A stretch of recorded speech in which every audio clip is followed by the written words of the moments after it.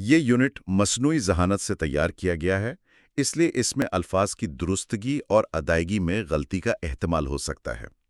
ऐसी सूरत में असल यूनिट से रुजू करें। मौलाना आज़ाद नेशनल उर्दू यूनिवर्सिटी के centre for distance and online education के तालीमी प्रोग्राम में आपका खैर मकदम है।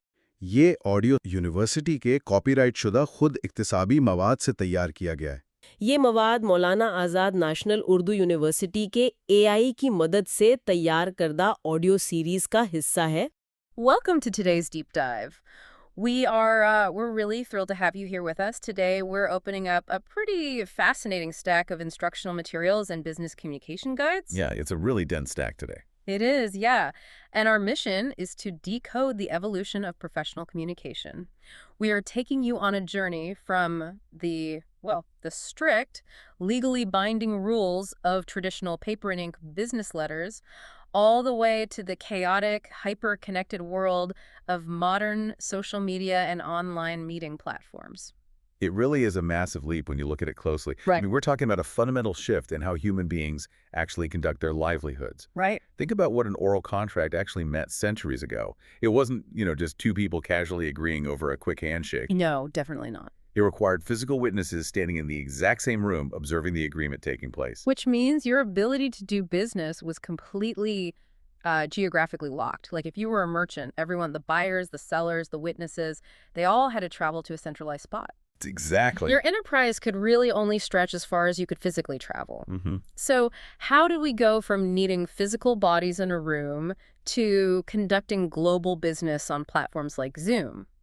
And why does something as simple as the difference between writing 6/3/2022 and March 6th, 2022 have the power to absolutely ruin an international business deal? Yeah, that's a big one. We are going to get into all of it. It's a journey that perfectly mirrors the rapid globalization of our world. As businesses grew and oceans began to separate buyers and sellers, those localized oral contracts were just no longer feasible. Right, you can't exactly yell across the Atlantic. Exactly. Globalization essentially forced a technological shift. First, we moved to handwritten documents to bridge that geographic divide. Then, the advancement of printing and typewriters brought us formal printed letterheads. Which changed everything. It did. And now, of course, we're in the era of computers and emails, where a business letter is often just a digital file traveling at the speed of light. Okay, let's unpack this, because there is a crucial point here from the text that I think a lot of people forget when they are firing off a quick message at work.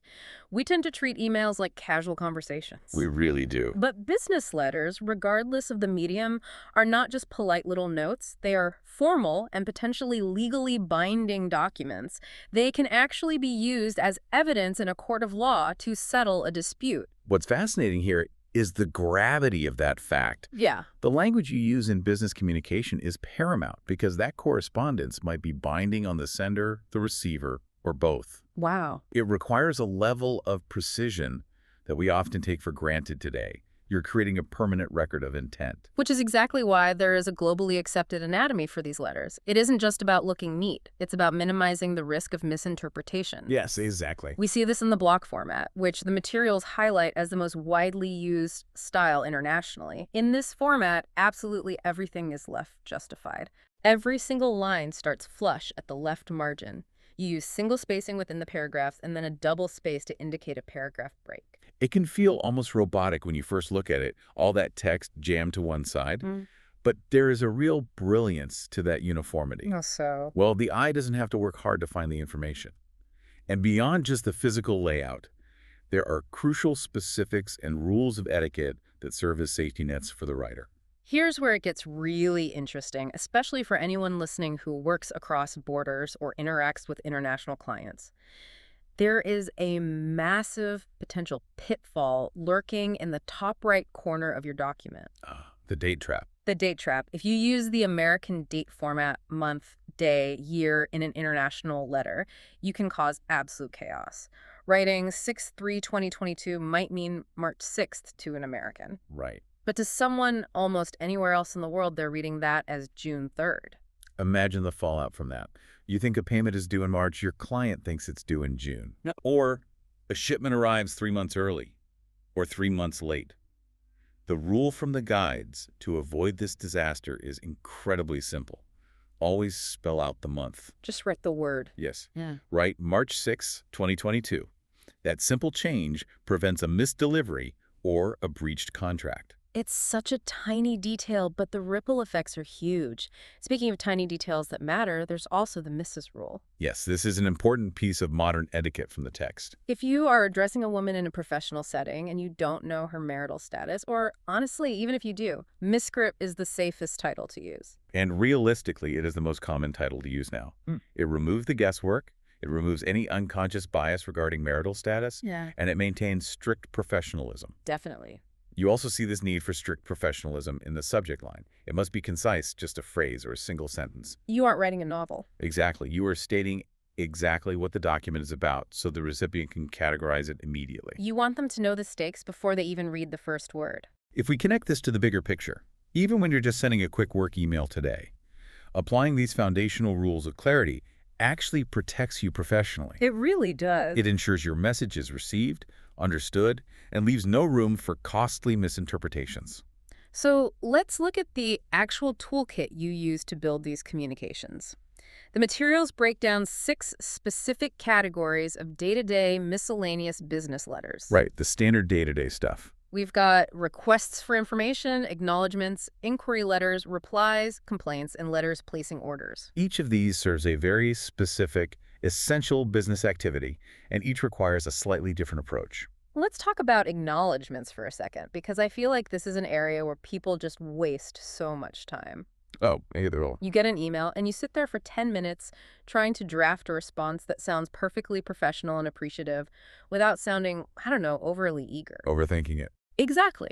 But the source material proves that a simple one-line acknowledgement is perfectly sufficient. Literally something like, "Thank you for the email, noted." And that's it. That's it. It achieves the goal. The sender knows the information was received. Nobody's time is wasted. But contrast that incredibly brief acknowledgement with a complaint letter. Oh, very different beasts. A tone required for a complaint is entirely different. The text states it must be brief, polite, and concise. The biggest mistake people make here is letting emotion take over. It's so tempting to just write, "Your product is terrible and you ruined my week." But that doesn't solve the problem. Oh, and there is a highly specific, kind of brilliant example in the text. It's an Indian guest house manager writing to a local supplier called Surya Furnitures. Right, I remember this one. The manager doesn't just vent their frustration. They state exactly what went wrong with surgical precision.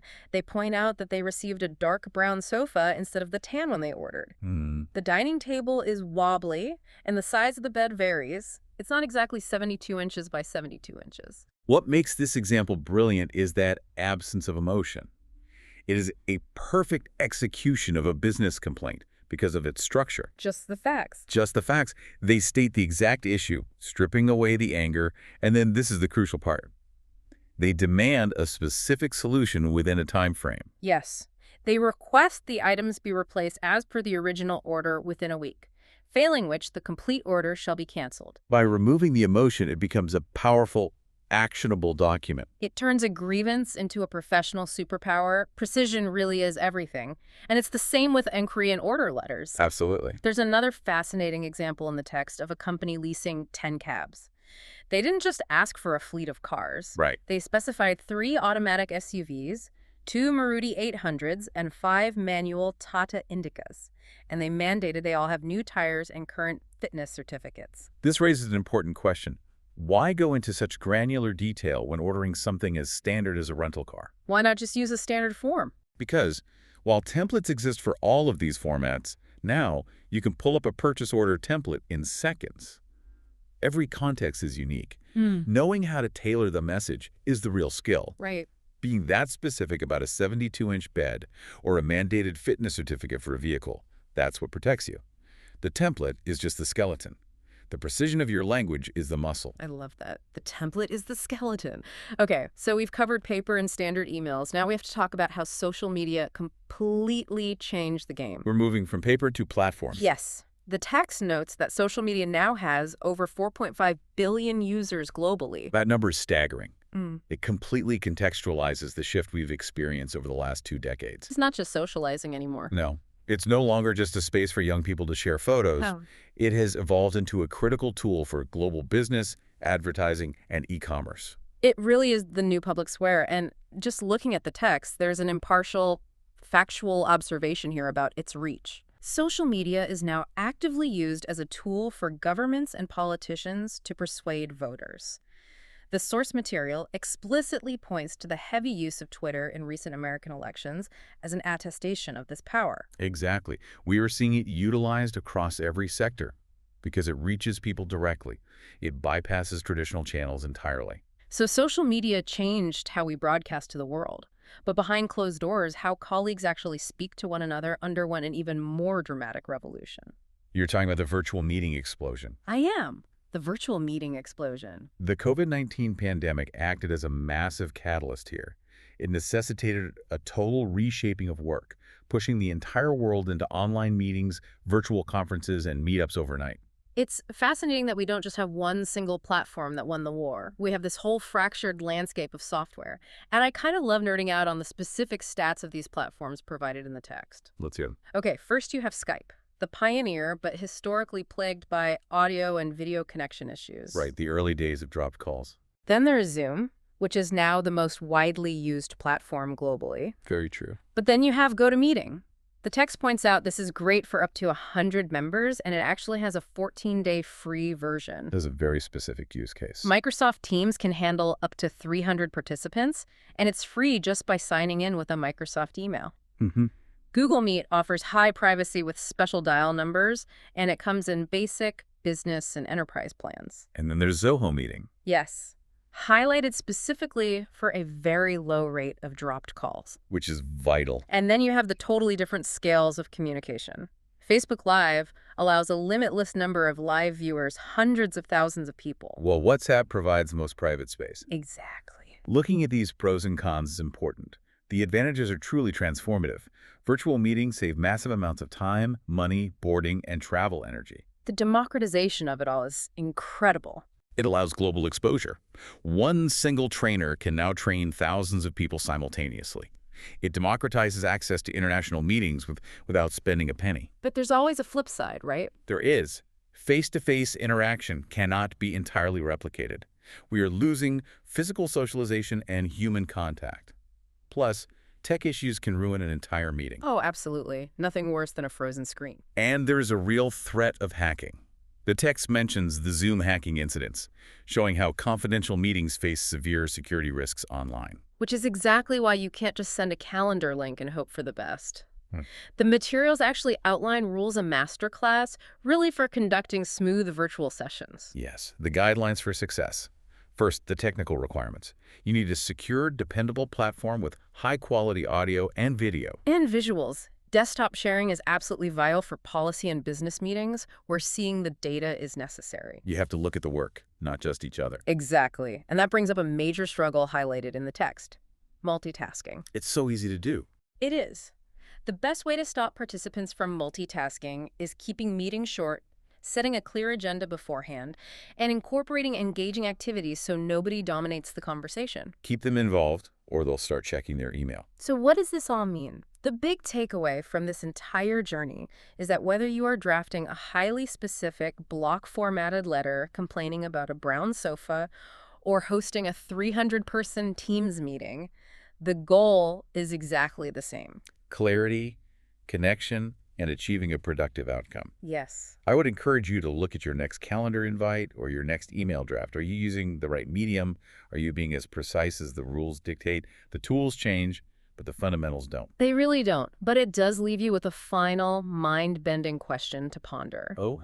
We've seen business agreements evolve from physical handshakes with witnesses to signed block format paper letters to instant digital emails and Zoom calls. Yeah. As technology continues to accelerate, what happens when we take the next step?